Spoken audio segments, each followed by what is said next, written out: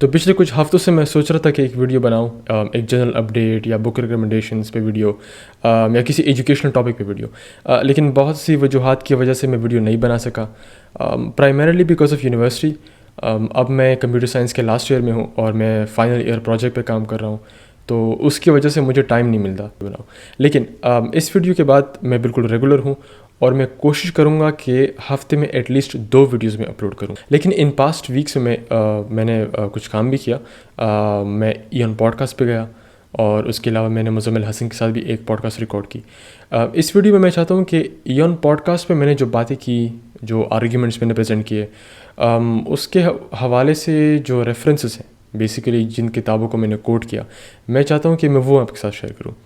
اور اس کی وجہ یہ ہے کہ چونکہ وہ ایک پوڈ کاسٹ تھا، اور پوڈ کاسٹ میں ایک تو ٹائم لمٹ ہوتا ہے یار، 2 گھنٹے ہوتے ہیں، اور اس پہ آپ بہت سے ڈفرینٹ ٹاپکس کو چھیڑتے ہیں، رائٹ؟ بہت سے ڈفرینٹ ٹاپکس پہ آپ جنرل ریمارکس دیتے ہیں۔ جب سے وہ پوڈ کاسٹ اپلوڈ ہوا ہے، میں تب سے سوچا تھا کہ ایک ویڈیو بناؤں تاکہ جو آرگیومنٹس میں نے اس پوڈ کاسٹ میں پریزنٹ کیے تھے، ان آرگیومنٹس کے ریفرنسز، حوالہ جات، کتابیں، آرٹیکلز جو بھی ہیں، ان سب کو میں اکٹھا جمع کر کے ایک ویڈیو میں اپلوڈ کروں، تاکہ اگر کوئی مجھے فیکٹ چیک کرنا چاہے، یا مجھے کرٹیسائز کرنا چاہے، یا میرے آرگیومنٹس اس کو ان ڈیپتھ اسٹڈی کرنا چاہے، تو اس کے لیے یہ ایک ویڈیو ہو جس میں وہ میرے سارے ریفرنسز بیسیکلی ایکسیس کر سکتا ہے۔ تو اس ویڈیو میں یہ کروں گا کہ جو آرگیومنٹس میں نے پریزنٹ کیے تھے اس پوڈ کاسٹ میں، جنرل جو مین آرگیومنٹس ہیں، اس کے ریفرنسز میں آپ کے ساتھ شیئر کروں گا، تاکہ اگر آپ چاہیں تو ان کتابوں کو پڑھیں اور ان آرگیومنٹس کو ڈیٹیل میں اس کو ایکسپلور کریں۔ اب انڈیویجولی ہر ایک آرگیومنٹ جو میں نے پریزنٹ کیا تھا، اس میں 1-2 گھنٹہ بول سکتا ہوں، اور اس میں بہت سی کتابیں آئیں گی، لیکن چونکہ ٹائم شارٹیج ہے اور میں چاہتا ہوں کہ 20 منٹ سے زیادہ ویڈیو نہ ہو، تو میں اس ویڈیو میں صرف ریفرنسز شیئر کروں گا اور جنرل ریمارکس میں شیئر کروں گا۔ لیکن آنے والے دنوں میں ہر ایک آرگیومنٹ پہ میں ایک ڈیٹیل ویڈیو بناؤں گا 20 to 25 منٹس، جس میں ہر ایک پوائنٹ کے ساتھ ریفرنسز، بکس اینڈ آرٹیکلس، وہ سب کچھ شیئر کروں گا۔ ایک اور چیز جو اب میں ایڈ کرنے والا ہوں اپنی یوٹیوب ویڈیوز میں، وہ یہ ہے کہ اگر میں کوئی ویڈیو اپلوڈ کر رہا ہوں کسی ایجوکیشنل ٹاپک پہ، سیکولرزم یا سلطنت یا مونارکی جو بھی ہے، اس کے ساتھ ساتھ میں ایک آرٹیکل بھی اپلوڈ کروں گا، وہ میرا اپنا آرٹیکل ہوگا، اور اس میں جو میں ویڈیو میں بول رہا ہوں وہ سب کچھ ایک ریٹن فارمیٹ میں ہوگا۔ تو اس ریٹن فارمیٹ میں جن کتابوں کا کوٹس مطلب میں یوز کر رہا ہوں، وہ کوٹ لکھا ہوگا، اس کا پیج نمبر، ایڈیشن، آتھر، بک، سب کچھ، ٹھیک ہے؟ تو آپ کو جو ویڈیو ہے وہ ریٹن فارم میں آپ کو مل سکتی ہیں، تو آپ جو کوٹس ہیں، کتابیں ہیں، آپ اس کو مطلب پڑھ سکتے ہیں، کسی کے ساتھ شیئر کر سکتے ہیں، وغیرہ وغیرہ۔ تو یہ بیسیکلی یہ مقصد ہے ویڈیو کا۔ Without further ado let's start. تو پہلا آرگیومنٹ جو میں نے وہاں پہ پریزنٹ کیا وہ یہ تھا کہ سلطنت اور مونارکی کے درمیان فرق۔ یوزولی میں نے جو سنا ہے، پاکستانی جو پولیٹیکل اینالسٹ ہیں یا کرٹکس ہیں، جب وہ ماڈرن اسٹیٹ یا ماڈرن ورلڈ کے بارے میں بات کرتے ہیں، تو ان کا اکثر نیریٹو یہ ہوتا ہے کہ ماڈرن اسٹیٹ سے پہلے، مطلب ماڈرن نیشن اسٹیٹ سے پہلے جو زمانہ تھا وہ بادشاہوں کا زمانہ تھا، مطلب اس میں بادشاہ کی مرضی چلتی تھی، بادشاہ جو چاہتا تھا وہ کرتا تھا، وغیرہ۔ اب یہ بہت ہی جنرلائزڈ اسٹیٹمنٹ ہے، اور اس میں ہزاروں سال کی تاریخ آتی ہے، اور اس میں ڈفرینٹ جیوگرفیز ہیں، ڈفرینٹ ممالک ہیں، سویلائزیشنس ہیں۔ تو obviously I mean if you have read little bit of history, you know کہ اس طرح کا جنرلائزڈ اسٹیٹمنٹ ہم کبھی بھی نہیں کر سکتے۔ اور دوسرا یہ کہ بادشاہت کا زمانہ یا بادشاہوں کا زمانہ، اس میں آپ خلفائے راشدین، سلطنت، مونارک، چائنیز ایمپرر اور یہ پرشین بادشاہ، ان سب کو آپ مکس نہیں کر سکتے، کیونکہ ان سب کی جو پولیٹیکل ہائرارکی تھی، ان کا جو پولیٹیکل سسٹم تھا وہ بہت ہی ڈفرینٹ تھا، ٹھیک ہے؟ تو یہاں پہ اسپیسیفکلی مونارکی اور سلطنت کو اگر ہم کمپیئر کریں تو ان دونوں میں بھی زمین آسمان کا فرق ہے۔ فرق اس لحاظ سے کہ ان کا جو پولیٹیکل اسٹرکچر تھا، جو ہائرارکی تھی، اور ان کا جو ریلیشن تھا کمیونٹی کے ساتھ، جو گورنڈ لوگ تھے ان کے ساتھ، جو پورا ڈائنامک تھا، بہت ہی ڈفرینٹ تھا۔ اب اس پہ تو ہم ڈیٹیل میں جا سکتے ہیں، لیکن جو پوائنٹ میں نے پریزنٹ کیا اس پوڈ کاسٹ میں وہ یہ تھا کہ اگر ہم سبسٹانٹیو لا کی بات کریں یا لا میکنگ کی بات کریں، تو اسلامی تاریخ میں اگر آپ دیکھیں تو کسی سلطان نے قانون نہیں بنایا۔ ایک بار اٹیمپٹ ہو چکا تھا، اس کو ہم کہتے ہیں مہنہ یا دی انکویزیشن، جس میں امام احمد حنبل رحمہ اللہ اور باقی جو اسکالرس تھے ان کو پبلکلی فلاگ کیا گیا، وغیرہ وغیرہ۔ That was the first and final attempt by the sultan to intervene in law making یا سبسٹانٹیو لا. لیکن اس کی اینڈ دیٹ بیک فائرڈ، وہ بہت بری طرح سے فیل بھی ہو چکا تھا. جو عباسد ایرا میں جو انکویزیشن شروع ہوئی تھی، مہنہ پہلا اور آخری اٹیمپٹ تھا جس میں ایک مسلمان سلطان نے لا میکنگ میں انٹرفیئر کیا. اور اسلامک ہسٹری میں جو سبسٹانٹیو لا ہے وہ اصل میں علماء نے بنائے ہیں، پرائیویٹ اسکالرس نے. اور اس میں ایک امپورٹنٹ پوائنٹ یہ ہے کہ علماء جو تھے وہ سلطنت کے لیے کام نہیں کر رہے تھے، وہ ٹریڈیشن کے لیے کام کر رہے تھے. جو اسلامک ٹریڈیشن چلتی آ رہی تھی، روایت چلتی آ رہی تھی، وہ ان کے لیے تھے. اور ان کی جو موٹیویشن تھی اسلامک سائنسز کو اسٹڈی کرنا، قرآن، سنہ، حدیث، فقہ وغیرہ، اصول فقہ، وہ تھی ان کی اپنی ریلیجیوسٹی. مطلب وہ خود ریلیجیسلی انکلائنڈ تھے اور اپنی پائیٹی کی وجہ سے، ریلیجیس ورچو کی وجہ سے وہ ان کو اسٹڈی کر رہے تھے، نہ کہ کسی بادشاہ کو امپریس کرنے کے لیے. اور جس کتاب کا حوالہ دیا that was the origins and evolution of Islamic law by professor Wael Hallaq. لیکن اگر ہم مونارکی کو دیکھیں تو اس میں جو مونارک ہے وہ قانون بنا بھی رہا ہے اور اس کے ساتھ ساتھ وہ ایگزیکٹو بھی ہے. تو اگر ہم ماڈرن ووکیبلری کو استعمال کریں اور سلطنت کو سمجھنے کی کوشش کریں تو سلطنت was playing the role of the executive. ٹھیک ہے، اب ماڈرن اسٹیٹ کی 3 آرگنز ہوتی ہیں، لیجسلیٹو، جوڈیشری اور دی ایگزیکٹو. ایگزیکٹو وہ ہوتا ہے جو لا کو امپوز کرتا ہے، لیکن لیجسلیٹو جو ہے وہ سلطنت کے دائرے میں نہیں آتا تھا. لیجسلیٹو اور جوڈیشری وہ سلطنت کے دائرے سے باہر تھی. جوڈیشری کا جو دائرہ تھا اور لیجسلیٹو کا، that was with in the domain of the علماء یا دی کمیونٹی. تو اسلامک ہسٹری میں ہم دیکھتے ہیں کہ ایگزیکٹو اور لیجسلیٹو یا جوڈیشری ان کے درمیان ایک نیٹ اینڈ کلین سپریشن. لیکن اگر ہم مونارکی کو دیکھیں تو اس میں جو مونارک ہے وہ ایگزیکٹو بھی ہے اور اس کے ساتھ ساتھ وہ لیجسلیٹو بھی ہے اور وہ جوڈیشری بھی ہے. ٹھیک ہے، تو وہ قانون بنا بھی رہا ہے، اس کے ساتھ ساتھ وہ قانون امپوز بھی کر رہا ہے because he had a standing army. تو that makes it very different than the سلطنت. تو اسی پوائنٹ کو میں ایکسپلین کر رہا تھا. اس کے لیے اگر آپ ایک اور کتاب اگر آپ پڑھنا چاہیں تو I would highly recommend this. وہ یہ ہے the impossible state again by professor Wael Hallaq. اس میں ایک کوٹ ہے، وہ میں چاہتا ہوں کہ آپ کو پڑھ کے سناؤں. So on the difference between sultan and monarch, اس میں پروفیسر حلاق کا بہت ہی انٹرسٹنگ کوٹ ہے اپنی کتاب دی امپاسبل اسٹیٹ میں. وہ کہتے ہیں کہ if tyranny is defined by pre-19th century European standards, the period in which the concept of despotic Orientalism was fashioned, then it becomes clear that we are dealing here with the projection of the European concept of monarch. The European concept of monarch, who was absolutist and an arbitrary legislator and executor onto the Islamic scene. But this projection is unjustified because Oriental tyranny, یہاں پہ سلطنت کی طرف اشارہ ہے، at its Oriental tyranny یا سلطنت at its worst could not accomplish 2 goals that the European monarch successfully and easily achieved. Namely, sultans and kings could never penetrate the societies they came to rule, but could only govern them from the outside. And more importantly, number 2, these rulers, ya sultans, were severely constrained by a law, Sharia, that they did not create, and that was largely out of their control. Thus, whatever tyranny they practiced could not, as a rule, have affected the integrity of the communities, yani Muslim communities and non-Muslims, they ruled. Communities that were the basis and defining parameters of life. جو دوسرا point میں نے share کیا that was about non-Muslims living under the Islamic rule. اور اس میں نے modern state اور سلطنت کو کمپیئر کیا ہے. تو پریویس پوائنٹ میں ہم نے مونارکی اور سلطنت کے ڈفرینس کو دیکھا. اس میں نے ماڈرن اسٹیٹ اور سلطنت کو میں نے کمپیئر کیا ہے. تو اگر ہم اسٹارٹ کریں سلطنت سے تو ہسٹوریکلی اگر آپ اسلامک ہسٹری پڑھیں تو اس میں نان مسلمس کے لیے بہت سی آزادی تھی. اگر ہم ریلیجس کمیونٹیز کی آزادی کی بات کریں سلطنت میں اور ماڈرن اسٹیٹ میں، تو ماڈرن اسٹیٹ میں ان کو اتنی آزادی حاصل نہیں ہے جتنی ان کو تھی سلطنت کے انڈر. ٹھیک، اور اس کے بہت سے ایگزامپلس ہیں. تو جس کتاب کا میں نے حوالہ دیا سیفارڈک اینڈ مزراحی جیوری، یہ بیسیکلی اس میں ملٹیپل اسکالرز نے ایسیز لکھے ہیں. تو اس کے جو ایڈیٹر ہیں وہ بتاتے ہیں کہ اندلوسیہ میں جب مسلمانوں نے حملہ کیا تو وہاں پہ جو جیوز تھے انہوں نے کس طرح سے مسلمانوں کو ویلکم کیا اندلوسیہ میں.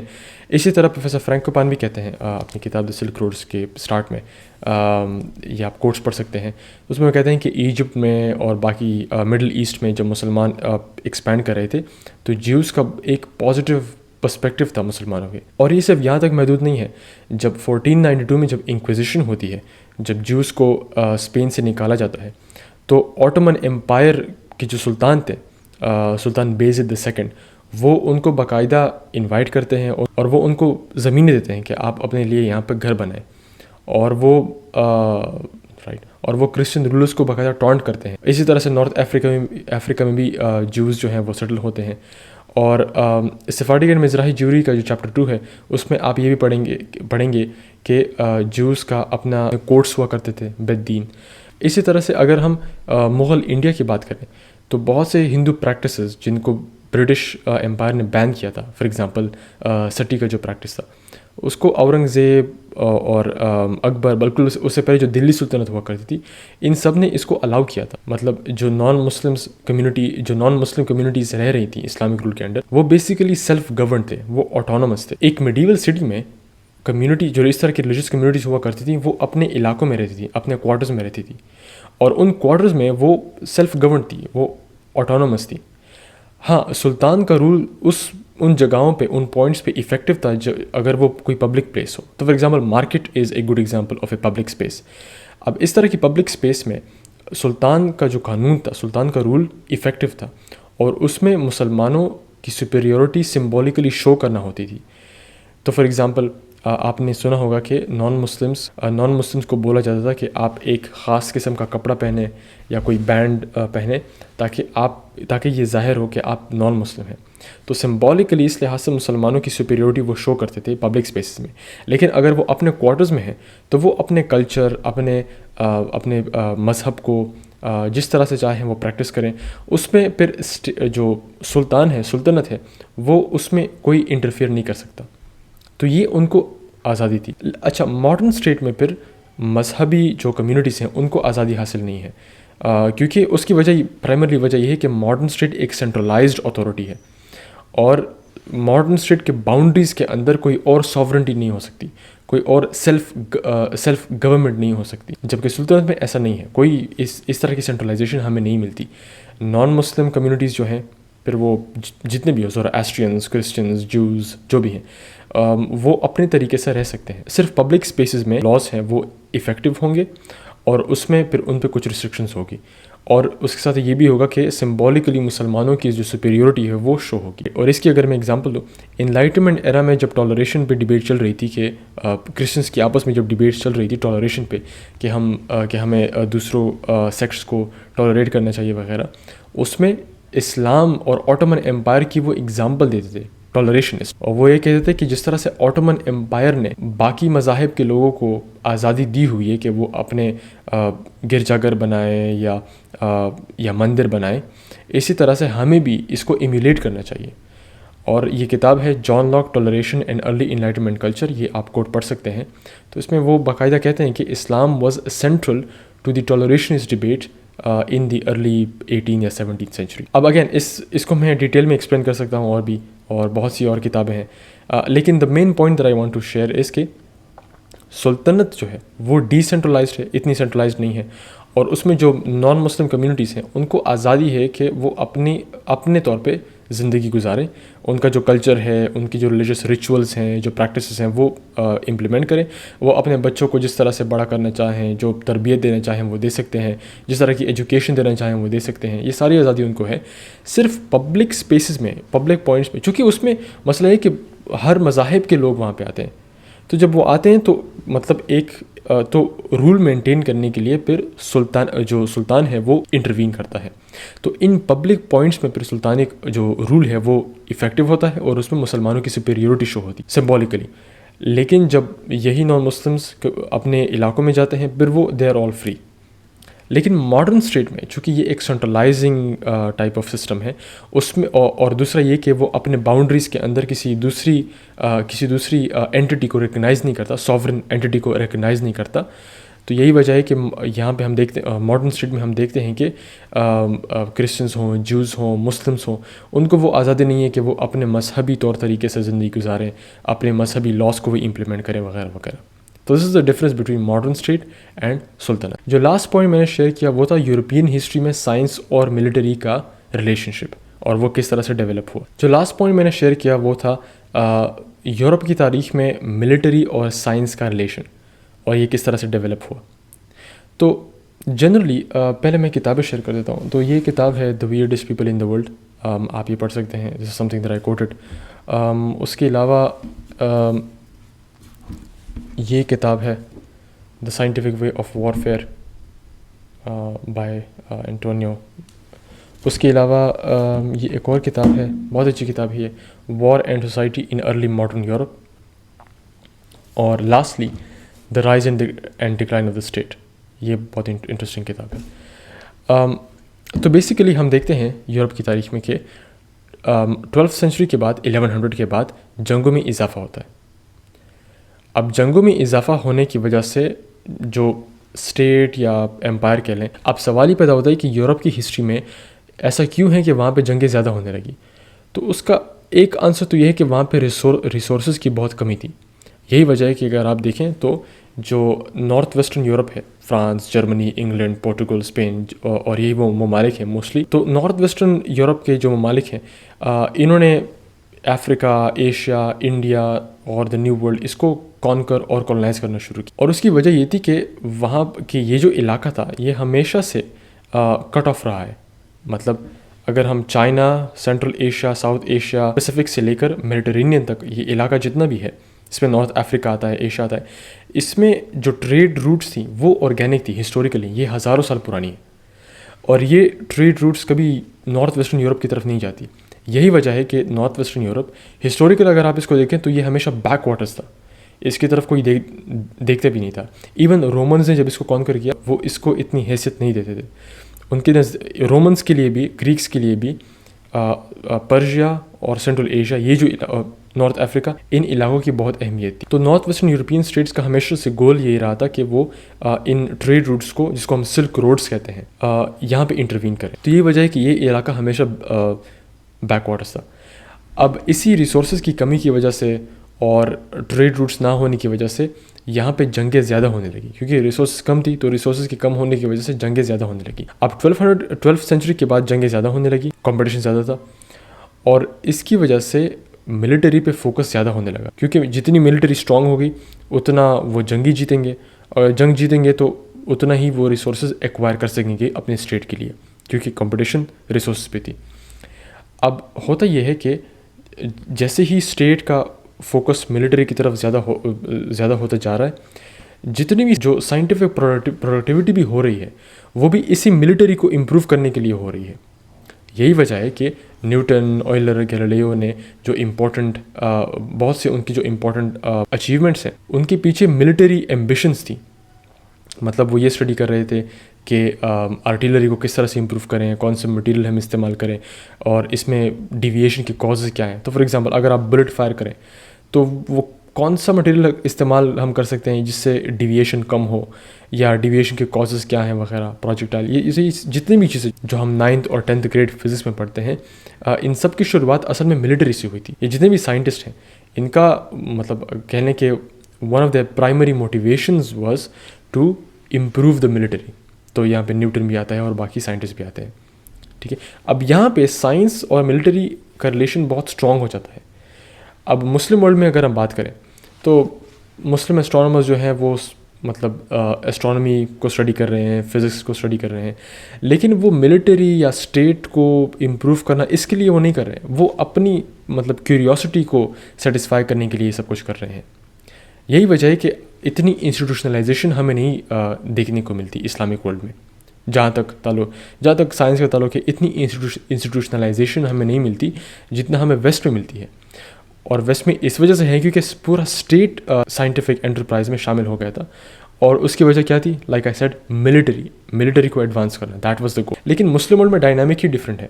وہاں پہ سائنٹسٹ ملٹری کو یا اسٹیٹ کو ہیلپ کرنے کے لیے نہیں کر رہے, وہ انٹلیکچولی اپنی انٹلیکچوئل کیوریوسٹی کو سیٹسفائی کرنے کے لیے کر رہے ہیں. So this is a major difference between the science that was happening in northwestern Europe and the science that was happening in China یا انڈیا یا دی مسلم ورلڈ. اب ہوتا یہ ہے کہ جیسے جنگیں زیادہ ہو رہی ہیں اسی کے ساتھ ساتھ ملٹری بھی امپروو ہو رہی ہے. اور ملٹری امپروو اس وجہ سے ہو رہی ہے کہ جتنے بھی سائنٹسٹ ہیں اس زمانے میں ان کا پرائمری فوکس یہ ہے کہ ہم ملٹری کو امپروو کریں. تو this is how science and military gets fuse together in European history. اس کے علاوہ اگین اس کو میں ڈیٹیل میں ایکسپلین کروں گا ایک ویڈیو میں, لیکن جو کتاب میں نے مینشن کی war and society in early modern Europe, اس کے آتھر یہ بھی کہتے ہیں کہ کس طرح سے ملٹری نے سوسائٹی کے باقی انسٹیٹیوشنس کو بھی انفلوئنس کرنا شروع کیا. ٹھیک ہے, تو وہ بہت ہی انٹرسٹنگ آرگیومنٹ ہے and I will explore that in a separate video. So that's it for this video. آنے والے ویڈیوز میں ہر ایک انڈیویجول پوائنٹ کو ڈیٹیل سے ایکسپلین کروں گا 20-25 منٹس میں. اس ویڈیو میں صرف کتابوں کے حوالے دینا چاہ رہا تھا. So I will end the video right here. Before I end the video ایک اپڈیٹ آپ کے ساتھ شیئر کرنا چاہتا ہوں کہ میں جنوری میں ایک کورس لانچ کروں گا آن دی امپاسبل اسٹیٹ, یہ جو کتاب ہے, اور میری کوشش رہے گی کہ پروفیسر حلاق بھی جوائن کریں. میری ان سے بات ہو رہی ہے اور hopefully he will join as well. تو اس کورس کے اناؤنسمنٹ میں نومبر میں کروں گا اور پھر لگ بھگ 1-2 مہینے رجسٹریشن ہوں گی, اور اس کے بعد پھر جنوری میں پھر اس کے جو 7 چیپٹرس ہیں اس میں پھر 7 لیکچرز میں بیسیکلی اس میں کورس پڑھاؤں گا. باقی اگر آپ کو ویڈیو پسند آئے تو اس کو لائک کریں اور اپنے دوستوں کے ساتھ شیئر کریں. آئی ول سی یو گائز نیکسٹ ویک. السلام علیکم.